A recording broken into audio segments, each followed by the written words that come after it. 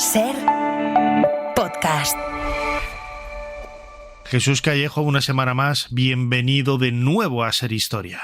¿Qué tal, Nacho? Aquí estamos ya, preparados para embarcarnos en un viaje que, madre mía, no sé si ir con Gulliver es una buena o mala opción, pero yo creo que hoy tenemos el día tonto y vamos a aventurarnos.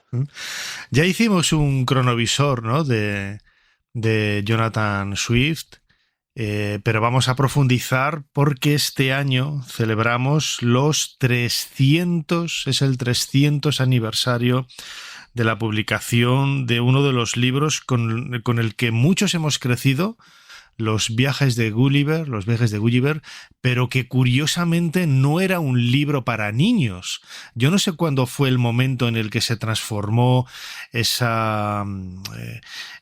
sentido de la literatura de Jonathan Swift en el libro de los viajes de Gulliver, de ser literatura para adultos, una crítica voraz a la política y a la sociedad de la época, y convertirlo en algo pues infantil, que se aleja totalmente de lo que Jonathan Swift buscaba.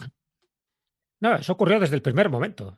Cuando se publicó fue un éxito editorial y lo leían tanto los adultos como los jóvenes. De hecho, uno de los críticos literarios del momento, que era John Gay, en una carta a Swift le dijo: es universalmente leída tu obra. O sea, se quedaron totalmente asombrados, ¿no? Dice: lo están leyendo desde el gabinete del consejo hasta la guardería. Yo creo que esa es una frase muy significativa. Evidentemente los niños se quedaban con lo que se quedaban y los adultos sabían que era una literatura muy satírica, muy mordaz, donde denunciaba pues lo que más le gustaba denunciar a Jonathan Swift. Por cierto, que es un libro que él publica con seudónimo, claro. ¿Y qué es lo que denunciaba Jonathan Swift? Principalmente en esta obra y en otras, ¿no? Luego, si quieres, comentamos. Pues criticaba la hipocresía social que había en su época. Ten en cuenta que él era irlandés y los irlandeses y los ingleses en aquel momento se llevaban francamente mal. Criticaba la corrupción política y, sobre todo, criticaba la naturaleza humana. Le cabreaba muchísimo los pedantes, los eruditos a la violeta, esa gente que hablaba y no decía nada. Bueno, pues en este libro, más bien en estos libros, porque en el fondo son 4 viajes que hace Gulliver, en el fondo lo dedica a eso, ¿no? A satirizar de una manera muy incisiva, ¿no? Porque él conocía, por supuesto, los vicios, las costumbres, las debilidades y las fortalezas de la sociedad inglesa e irlandesa. Pero claro, él estaba en aquel momento, cuando él publica el libro, en ese 1726, él era deán de la Catedral de San Patricio en Dublín. Es decir, que tenía un cargo eclesiástico muy elevado. Él no podía revelarse públicamente como el que está criticando ni más ni menos que a la monarquía inglesa. Pero claro, si tú escribes un libro aparentemente infantil, unos viajes aparentemente absurdos, ¿no?, de este capitán de barco, que por cierto empieza a ser médico y cirujano y luego se hace de todo, viajando a los países más extravagantes, con nombres de lo más extraños. De hecho, solo hay un nombre real, que es Japón, de los sitios que va, de las distintas islas que él va conociendo. Entonces, todo este tipo de cosas van llamando mucho la atención. Pero claro, si conocemos un poco la biografía anterior a esta obra de los viajes de Gulliver, él ya estaba haciendo hincapié en muchísimas de estas críticas que te acabo de comentar. Porque cuando, por ejemplo, él escribe Historia de una barrica, estamos hablando de 1704, ya es una sátira religiosa que critica la corrupción y el fanatismo a través de la historia de 3 hermanos. Y no le gustó, por supuesto, nada a la reina Ana, que consideraba ese libro como una blasfemia. Bueno, pues cuando se publica Gulliver, que está el rey Jorge I, te puedes imaginar que ni a él, ni al primer ministro, ni a la corte le gustaba absolutamente nada de lo que aparece en el libro. Pero le gustaban a todos los demás, porque veía claramente, y ahora comentaremos, en fin, algunas simbologías, ¿no?, que se van produciendo a lo largo de estos viajes, como, sin decir el nombre, todo el mundo sabía a quién se estaba refiriendo. Y, por supuesto, los retratados no quedaban muy bien parados. Fíjate, estamos en un año que va a ser un año Gulliver y un año Jonathan Swift, con un montón de exposiciones a lo largo y ancho, no solamente en Irlanda, también en otros lugares, ¿no? Por ejemplo, ahora podemos ver en la Marsh Library, la biblioteca Marsh, una de las bibliotecas históricas más importantes de Dublín, en Irlanda, una exposición que luego irá en el mes de septiembre, después del verano, a París, el Trinity College, College, donde él estuvo, en Oxford. A partir del 1 de julio hay una nueva exposición de Jonathan Swift en Dublín, en la City Library, y el archivo prepara una pequeña exposición también para el Dublin Festival of History el 26 de septiembre al 11 de octubre, y también vamos a escuchar luego a una de las conservadoras de la Robinson Library en la ciudad de Armagh, en Irlanda, en donde tiene una exposición de julio a diciembre con conferencias para celebrar este 300 aniversario, lo que nos está hablando, Jesús, de una de las obras más importantes de la literatura británica, de la literatura universal, y que ha trascendido ese tiempo, esos 3 siglos, pues desde el principio, ¿no? Con elementos que van desde la crítica hasta lo más entrañable, con algunos detalles infantiles, que es lo que la ha convertido pues en una obra para todos los públicos. Sí, totalmente. De hecho, se han hecho miles de ediciones, algunas muy infantiloides, otras con la edición completa, con dibujos, a veces de los más sofisticados, a veces de los más tontos. Es decir, bueno, es una obra que sirve para todo. Pero claro, erróneamente se ha considerado como una obra infantil en general. Pero lo mismo también se decía de Platero y yo, o del Principito, o de Alicia en el País de las Maravillas, y nada más lejos de la realidad. No son libros infantiles. Lo hemos comentado más de una vez y lo repetimos ahora. Y por supuesto, los viajes de Gulliver no lo son para nada, por lo que iremos contando ahora. Y además, porque, ya te digo, hay que conocer un poco el carácter, en fin, sardónico que tenía Jonathan Swift. Se llevaba muy mal con la mayoría de la gente, criticaba prácticamente todo. Él firmaba muchos de sus panfletos con seudónimo. Y de hecho, a él se le atribuyen, bueno, pues, cosas muy, muy curiosas, sorprendentes, y lo digo un poco de pasada. El nombre de Vanessa, por ejemplo, no existe. Todas las niñas y las mujeres que se llamaban Vanessa no existiría si no hubiera sido por Jonathan Swift, porque es uno de los nombres que puso a una de las mujeres con las que él estaba relacionado. De hecho, él tuvo un hijo secreto y todo, siendo eclesiástico, así. Que tiene una vida, como ves, un poco tormentosa, pero sí que demostró claramente en esta obra y en otras posteriores, ¿no? En fin, en la proposición, por ejemplo, para paliar el hambre en el Reino Unido, comiendo a niños pequeños, eso, desde luego, tiene un pase de lo más irónico. Pero, por ejemplo, una carta que le escribe a Alexander Pope le dice: odio y detesto a ese animal llamado hombre. Yo creo que con esto ya nos dice bastante el por qué escribe los viajes de Gulliver. Y, por cierto, Lemuel Gulliver es supuestamente el autor de estos viajes. No aparece Jonathan Swift por ninguna parte. Y la obra, en fin, lo cuida con tanto detalle que aparece un mapa de los lugares del recorrido donde va este marinero, pero también aparece la fotografía, el retrato de aquel momento de Gulliver, para que todo el mundo pensara que Swift no estaba detrás. Pero en fin, los más avezados, los que sabían perfectamente cómo se las gastaba este deán de la Catedral de San Patricio, sabían perfectamente que estaba él detrás, ¿no? Y de hecho, cuando luego se hacen nuevas ediciones, porque el libro, ya te digo, fue un éxito clamoroso, ya se eliminan todas las censuras y todas las partes que habían sido cortadas porque se pensaba que podrían escandalizar mucho más a la sociedad británica. Bueno, pues luego, posteriormente, con unas ediciones muy posteriores, se añaden todos esos elementos que fueron suprimidos, y todavía la obra es muchísimo más mordaz. Así que los viajes de Gulliver no solo es una obra clásica dentro de la literatura británica, sino de la literatura universal. ¿Por qué? Porque a día de hoy, y han pasado 300 años, seguimos hablando de ella como una obra muy actual y donde quedan reflejados los vicios y los defectos también hoy de esa sociedad inglesa. Nosotros, como decía antes, dedicamos el cronovisor del programa 848 a la figura de Jonathan Swift en el año 2025, y lo retomamos, como digo, vamos a profundizar en los viajes de Gulliver por ese 300 aniversario que se cumple ahora. Jesús Callejo, crononauta, como siempre, tenemos delante la fecha, el teclado. ¿Cuál es la fecha que nos propones en esta ocasión, esta semana? Pues la fecha es el 8 de agosto de 1726.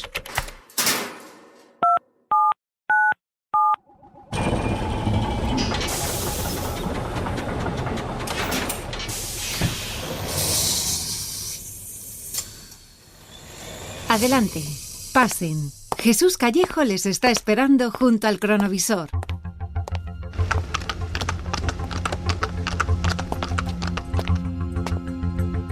Jesús, me encanta la casaca color Burdeos que tienes tú. Yo tengo una verde botella que me sienta como, vamos, parezco una botella. Pero bueno. Sí, ya te dije que ese color no te favorecía.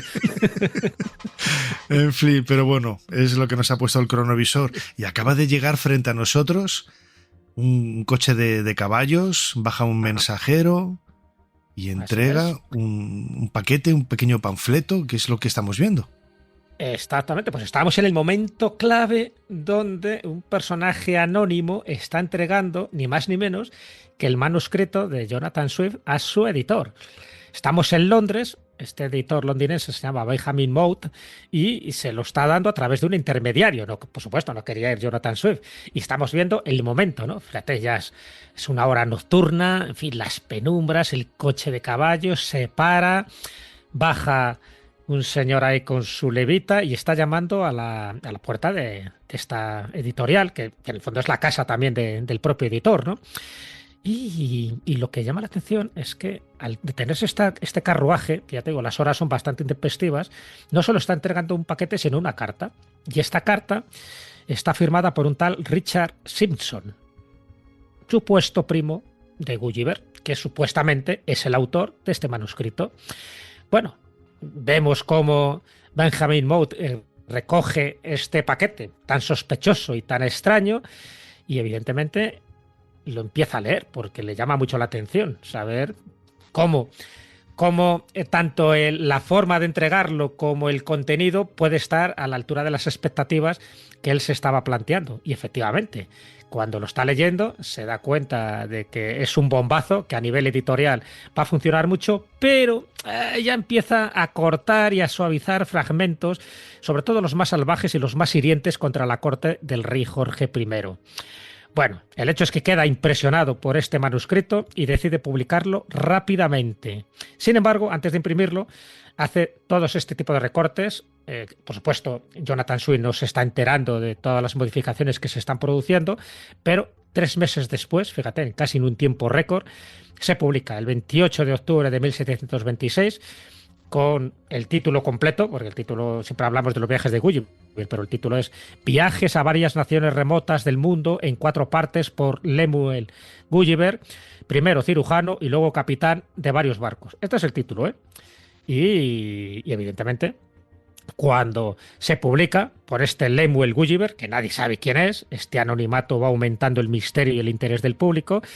Y ya digo, para darle más credibilidad, añade mapas detallados, en fin, aparece el retrato del capitán Gulliver y es un éxito inmediato como se imaginaba el propio editor y como se imaginaba también Gulliver. Bueno, Gulliver, en este caso, Jonathan Swift. El problema es que cuando lee la versión que se ha publicado, si ya estaba cabreado, su cabreo aumenta más, ¿no? Porque, claro, se da cuenta de que le han quitado pasajes que para ver eran sustanciales. Pero bueno, el hecho es que el libro, justo cuando se publica, provoca un terremoto en la sociedad londinense y es una locura en las librerías, en los lectores y en las polémicas que se suscitan.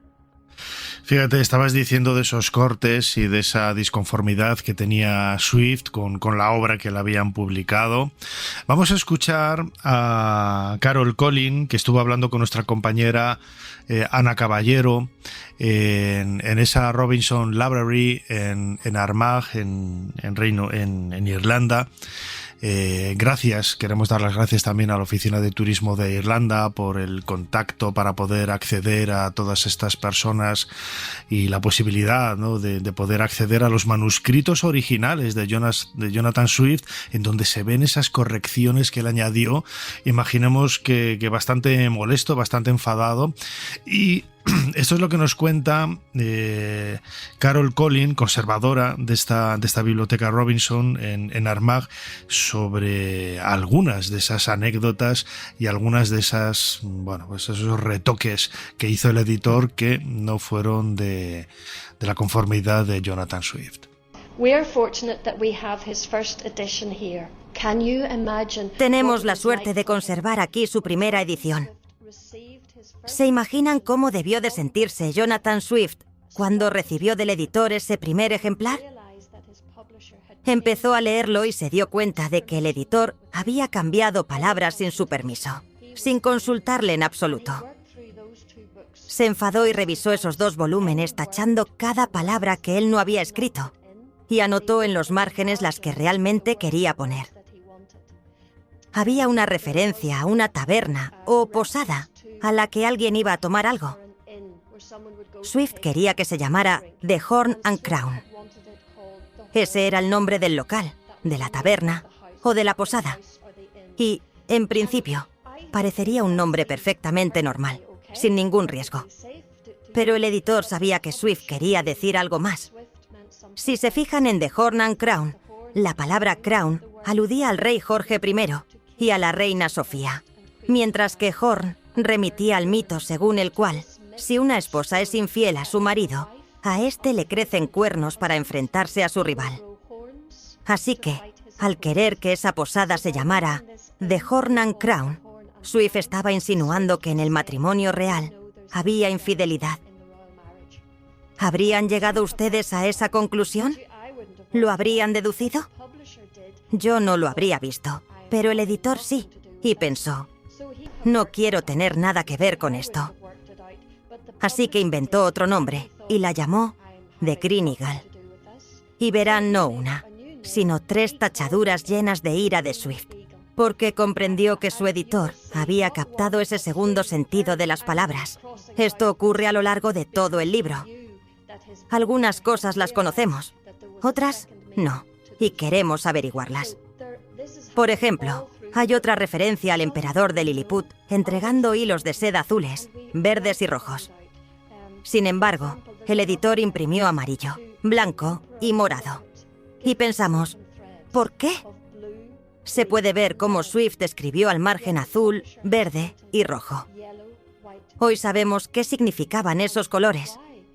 Cuando el monarca concedía un honor o una distinción a alguien, esta iba acompañada de cintas. La Orden de la Jarretera llevaba una cinta azul, la Orden del Cardo, una verde, y la Orden del Baño, una roja. Por tanto, esta referencia al emperador de Lilliput regalando hilos de seda. ¿Estaba Jonathan Swift criticando a la gente de 1726 por aceptar honores del rey Jorge I? ¿Ven cómo podía interpretarse? Swift pensaba que el rey compraba su lealtad concediéndoles esas distinciones.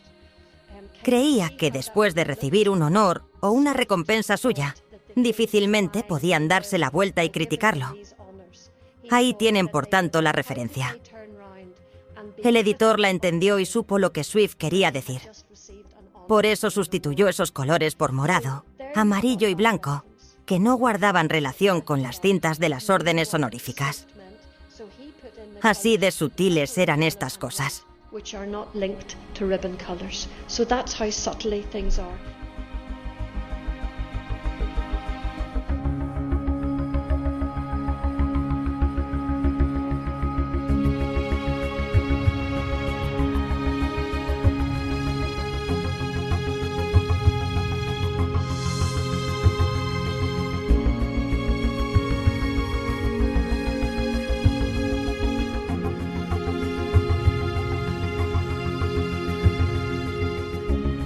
Jesús Callejo, es que ni le avisaron, porque a mí cuando me hacen alguna corrección o me proponen alguna cosa, ahora mismo por ejemplo estoy corrigiendo pruebas de la nueva novela que sale en octubre, te dicen, oye, ¿te parece bien que pongamos esto en vez de esto?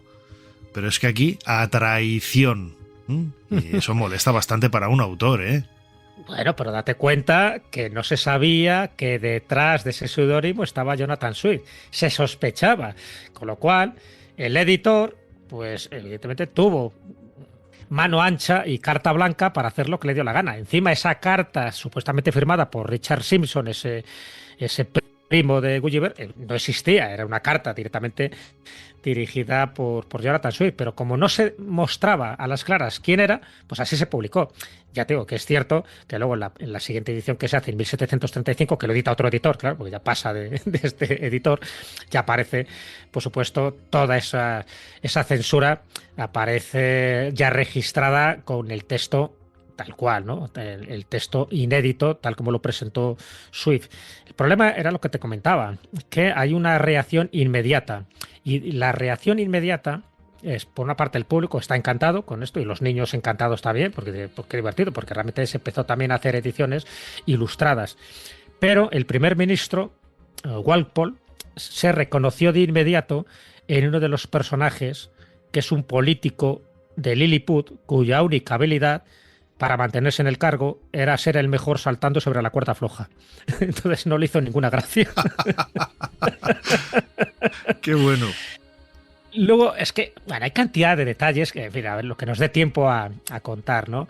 Pero sí que se ve claramente las disputas y las rivalidades, tanto políticas como religiosas, que había en aquel momento. Ten en cuenta que Jonathan Swift era deán de la iglesia irlandesa, que era católica, que era distinta de la iglesia inglesa, que era anglicana. Entonces, claro, está lleno de pasajes, y sobre todo si nos vamos a la primera parte es la de Lilliput, ¿no? Que incluso está datada cronológicamente. Supuestamente el capitán Gulliver está entre 1699 y 1702 navegando por estos lugares, ¿no? Gulliver se embarca como médico cirujano en el Antílope, que es el nombre del barco, desde Bristol, y a partir de ahí naufraga cerca de Tasmania y es cuando es hecho prisionero por estas personas tan pequeñitas de 15 centímetros de altura, que son los habitantes del país isleño de Lilliput, ¿no? Y ahí es donde se convierte, ya sabes, en el favorito de la corte, se le autoriza a caminar por la ciudad con la condición de no dañar a los súbditos. Pero aquí viene algo muy, muy significativo. Se le menciona que Lilliput está con una guerra con un estado cercano y rival, que es Blefuscu. Blefuscu tienen también el mismo tamaño que los liliputienses, entonces pues la narración va narrando y satirizando conflictos religiosos de la Europa de la época. Y una de las cosas que llama la atención, bueno, aparte de que mete elementos escatológicos, vamos a decir así, ¿no? Porque al final acusan a Gulliver de traición porque se incendia, ¿no?, el palacio de Lilliput, y cómo apaga el incendio Gulliver, siendo como era de ese tamaño tan gigantesco, pues haciendo aguas menores, vamos, que echó allí una meada que a la reina de Lilliput le disgustó, pero no solo a la reina de Lilliput, sino a los británicos puritanos que dijeron, hombre, no había otra forma de apagar las llamas del palacio. Bueno, yo creo que esto es un dato significativo. Y te cuento otro que a mí también me llamó la atención, que es la guerra de los huevos pasados por agua en Lilliput. Se encuentra que hay dos bandos allí. Por una parte, en los bandos los tradicionalistas, los que dicen que el huevo debe abrirse por la parte más grande, es decir, por el extremo ancho, y los partidarios del extremo estrecho, que es el bando oficialista del emperador, que dictamina por ley que todos deben abrir el huevo por el extremo más pequeño, ¿no? ¿Qué ocurre? Que si te das cuenta, y claro, esto lo sabían los que conocían muy bien en la historia, es muy equivalente a lo que estaba sucediendo en ese siglo XVIII en el Reino Unido. El extremo ancho era el catolicismo, es lo que él defendía, que era donde había que partir realmente el huevo, y el extremo estrecho era el protestantismo, que era la iglesia del rey de Inglaterra, ¿no? El emperador de Lilliput está haciendo referencia ni más ni menos que a Enrique VIII, que es el que rompió con Roma y cambió las leyes religiosas de su país por unas razones personales, no hubo más, ¿no? Precisamente por lo de Ana Bolena. Y el imperio de Blefuscu sería Francia, que era el eterno rival católico que daba refugio a los exiliados ingleses que no aceptaban la reforma protestante. Así que da una bofetada moral a toda la clase política, ¿no?, al decirle a sus contemporáneos que las guerras de religión estaban desagrando Europa durante siglos por muchas veces cuestiones tan banales y tan estúpidas como esto que cuenta de los huevos pasados por agua, ¿no? Y que a ojos de Dios cualquier observador racional eran ridículas e insignificantes. Bueno, hay un trasfondo, luego retomaremos si quieres también el aspecto más político, ¿no?, de Jonathan Swift con este libro, pero también el propio título de los viajes de Gulliver nos está hablando de una aventura, de un viaje en una época donde prácticamente nadie viajaba, y también quizás el éxito de todo lo que va encontrando Gulliver en ese itinerario, en esos viajes a lugares desconocidos, a islas que ciertamente están todos inventados, ¿no? Pero era una maravillosa manera, ¿no?, de hacer grandes creatividades desde el punto de vista de la imaginación, para, bueno, pues alimentar el entretenimiento de la gente, insisto, en una época donde prácticamente nadie viajaba y también es cierto, nadie podía leer, ¿no? Yo me puedo imaginar también grupos de lectura, ¿no? Que eso sabemos que sí que había, una persona leía y el resto pues escuchaba atentamente, ¿no? Este tipo de relatos, ¿no?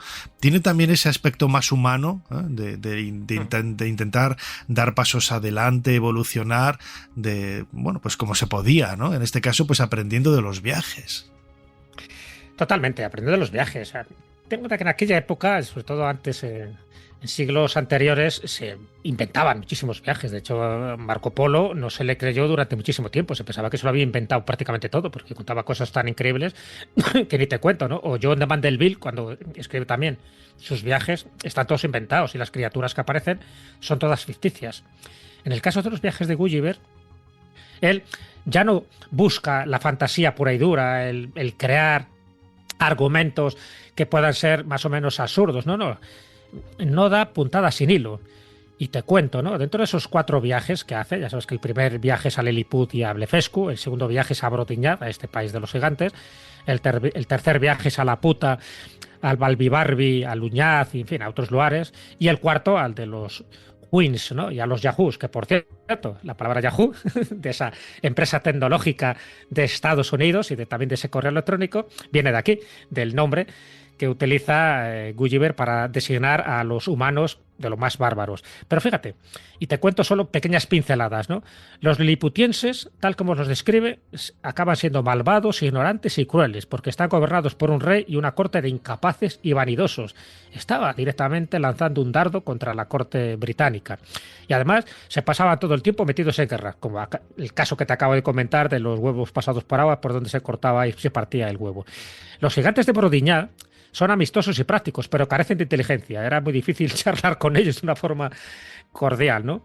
En la Puta, que por cierto, sabes que en la época de Franco, el viaje a la Puta se cambió por Lupata, porque sonaba mal, con lo cual, bueno, pues estas censuras bueno, sí, también... sigue sonando mal, ¿eh? O sea, sí, o sea, no lo vamos no sé, aquí tampoco a... bueno, ¿cómo se diría en inglés la puta, por ejemplo? La puta, pues, como suena, ¿eh? La puta, o sea, que sonaría igual. Una cosa así, sí. Por cierto, Jonathan Swift sabía español, con lo cual parece que hay teorías donde esta palabra la buscó deliberadamente porque la isla esta donde va Gulliver, sabes que está llena de filósofos, de científicos que están dedicados a cuestiones estúpidas, a cuestiones vanas, y están encerrados en un mundo donde la sabiduría se da la mano con la pedantería, con la estupidez y la banalidad. Pero es cierto que en este lugar concreto, en este viaje, sí que le dice a Gulliver que Marte tiene 2 satélites. Es decir, 151 años antes de que Azhal los descubra de manera oficial, ya aparecen aquí reflejados. De tal manera, ya sabes que es Phobos y Deimos. Bueno, pues en uno de los satélites de Marte, en Deimos, 2 cráteres uno recibe el nombre de Gulliver y el otro recibe el nombre de Swift, en homenaje a que los vaticinó en esta obra. ¿Por qué? ¿Por qué recurrió Jonathan Swift a un editor londinense? Porque en el Dublín de 1726 había editores muy buenos, realmente muy buenos. Sería distinto si en Dublín no hubiera habido ninguno. Así que seguimos ante el mismo enigma. Nos preguntamos si lo hizo por prestigio, para poder decir, tengo un editor en Londres, o si esperaba vender muchísimos más ejemplares. Eso le habría resultado muy beneficioso, porque obtendría mayores ingresos. O quizá lo hizo porque sabía perfectamente que estaba criticando a la familia real, al Parlamento inglés y a todo lo que giraba en torno a Londres. Y de algún modo, quería provocar el conflicto.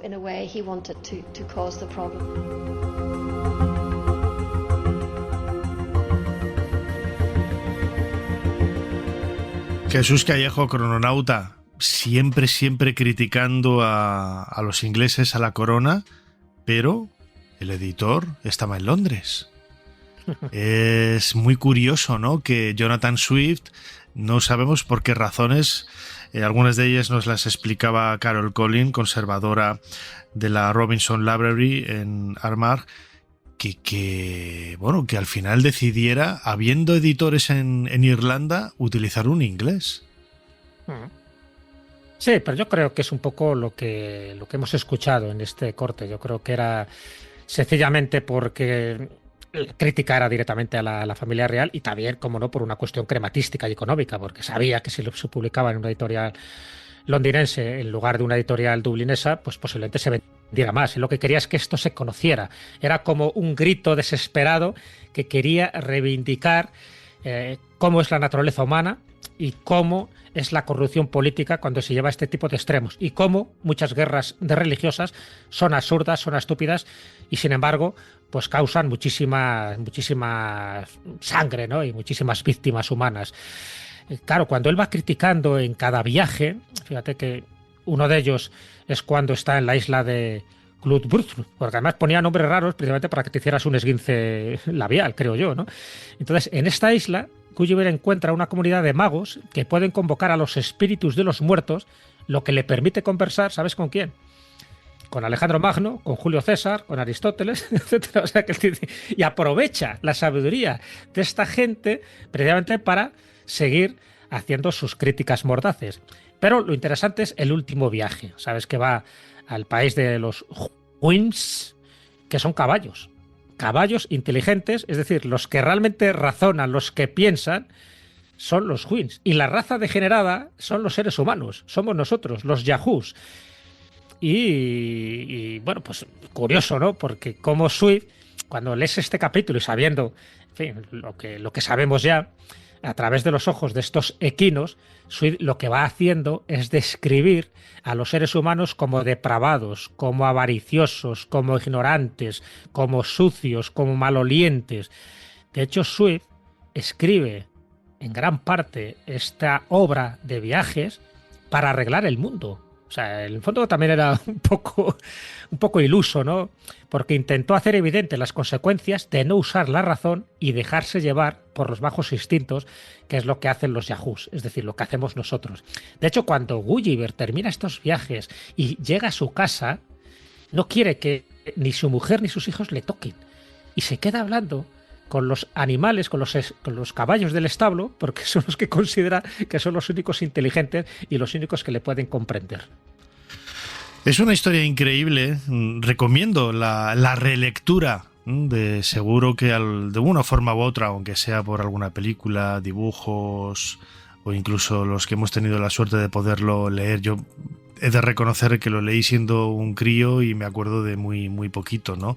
Quizás el recuerdo de que revive a partir de haber visto algunas escenas en películas que te hacen recordar precisamente esa lectura infantil, ¿no? Pero los viajes de Gulliver, de lo que estamos celebrando esos 300 años de su publicación en el año 1726 por parte de Jonathan Swift, es una lectura recomendable para criticar también y para ver un poco la naturaleza humana y esa corrupción y esas miserias que seguimos viendo, por desgracia, tanto tiempo después en muchas personas, en la clase política, en absolutamente instituciones que podríamos esperar, ¿no? que tendrían que estar alejadas de todo ello, incluso en actitudes humanas y en comportamientos humanos de vecinos, de familiares, que bueno, no esperaríamos, pero que sin embargo están ahí, ¿no? Y la virtud del trabajo de Gulliver, mejor dicho, de Jonathan Swift, es precisamente ponerlos sobre la mesa para que reflexionemos sobre ello. En nuestras redes sociales vamos a recordar cuáles son esos lugares que se pueden visitar en estos próximos meses a lo largo del año 2026, con esas exposiciones que hay tanto en Irlanda como en Francia dedicadas a la obra de Jonathan Swift. Los viajes de Gulliver, que nuestra compañera Ana Caballero ha tenido la oportunidad casi de tener los originales en esas primeras ediciones en las manos. Ella va a poner también alguna galería de fotografías en las redes sociales para poder disfrutar de todo ello. Y merecía la pena que retomáramos la figura de Swift, aunque ya le dedicáramos un cronovisor en el número 848 del programa, buscar los podcasts de Ser Podcast para poder acceder a a ello y merecía, como digo, la pena que lo retomáramos. Jesús Callejo, crononauta, como siempre, muchísimas gracias una vez más por habernos ayudado a hacer un poquito más de historia. Pues ha sido, como siempre, un auténtico placer hablar de un genio que tenía muy mal genio.